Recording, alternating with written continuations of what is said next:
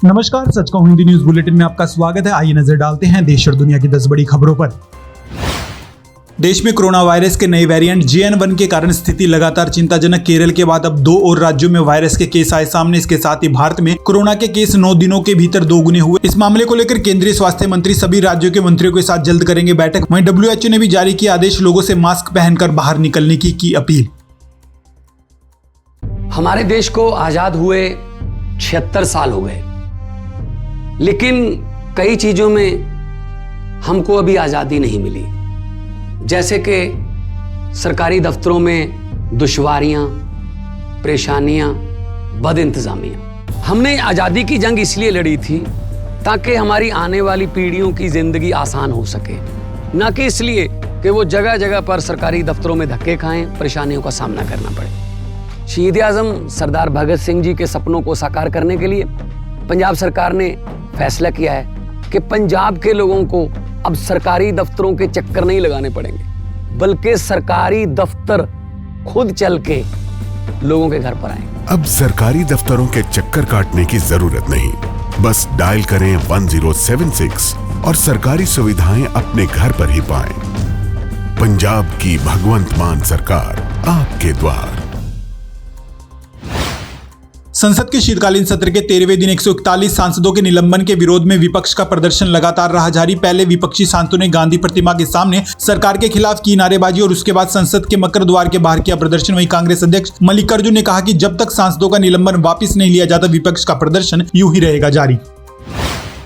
पश्चिम बंगाल की मुख्यमंत्री ममता बनर्जी ने प्रधानमंत्री नरेंद्र मोदी से की मुलाकात। उन्होंने केंद्र की तरफ से बंगाल को मिलने वाला फंड रोके जाने की दी शिकायत। इस मुद्दे पर पीएम ने ममता बनर्जी से कहा कि राज्य और केंद्र के अधिकारी इस मुद्दे को जल्द सुलझाएंगे। मीटिंग के बाद ममता बोली, केंद्र ने गरीबों का रोका है हुआ पैसा, जनता हो रही परेशान। हरियाणा में भूकंप से हिली धरती, रिएक्टर स्केल पर 3.0 रही भूकंप की तीव्रता। हरियाणा का जिला पानीपत रहा मुख्य केंद्र। जमीन के अंदर 5 किलोमीटर गहराई में हुई हलचल से बाहर की तरफ भागे लोग। बता दें कि बीते 1 महीने में ही हरियाणा में दूसरी बार आया भूकंप। इससे पहले भी यहां भूकंप के झटके किए गए महसूस।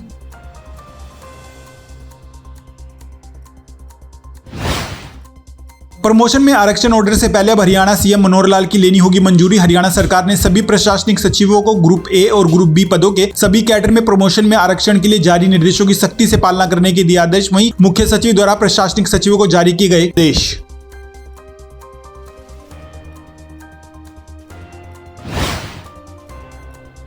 हरियाणा में घने कोहरे को लेकर मौसम विभाग ने जारी किया अलर्ट। विभाग ने सूबे के 15 जिलों में 23 दिसंबर तक धुंध को लेकर सावधानी बरतने की दिया आदेश। वहीं पहाड़ों की हवाओं से हरियाणा में रात के साथ अब दिन में भी बड़ी ठंडक। उत्तर पश्चिमी हवाओं से राज्य में अधिकतम तापमान में लगातार दर्ज की जा रही गिरावट।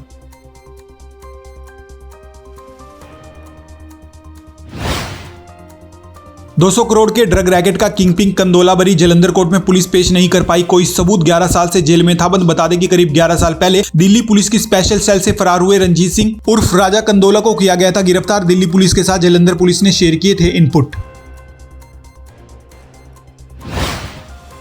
कपूरथला में फगवाड़ा के नजदीक अनियंत्रित होकर नहर में गिरी कार। हादसे में 2 लोगों की मौत। घटना की सूचना मिलते ही नजदीक ही नाके पर खड़े पुलिसकर्मियों ने तुरंत नहर में लगाई छलांग। कार में सवार बाकी लोगों को बचाया, लेकिन 2 लोगों को बचाने में पुलिस रही नाकाम। इंद्रजीत सिंह और महिला पुरुषोत्तम कौर के रूप में हुई मृतकों की पहचान।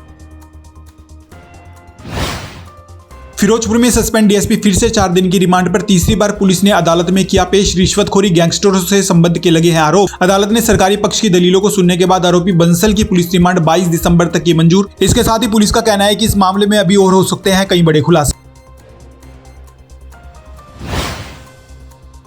केंद्र सरकार ने राजस्थान सहित देश के किसी भी राज्य में 450 रुपए में एलपीजी सिलेंडर देने से किया साफ इनकार। राजस्थान विधानसभा चुनावों में बीजेपी ने अपने घोषणा पत्र में 450 रुपए में गैस सिलेंडर देने का किया था वादा। वहीं समाजवादी पार्टी के राज्यसभा सांसद जावेद अली के सवाल पर केंद्रीय पेट्रोलियम मंत्री ने दी अपनी प्रतिक्रिया। सच कहूं न्यूज बुलेटिन में इतना ही। देश और दुनिया की तमाम बड़ी खबरों से जुड़े रहने के लिए देखते रहिए सच कहूं हिंदी चैनल।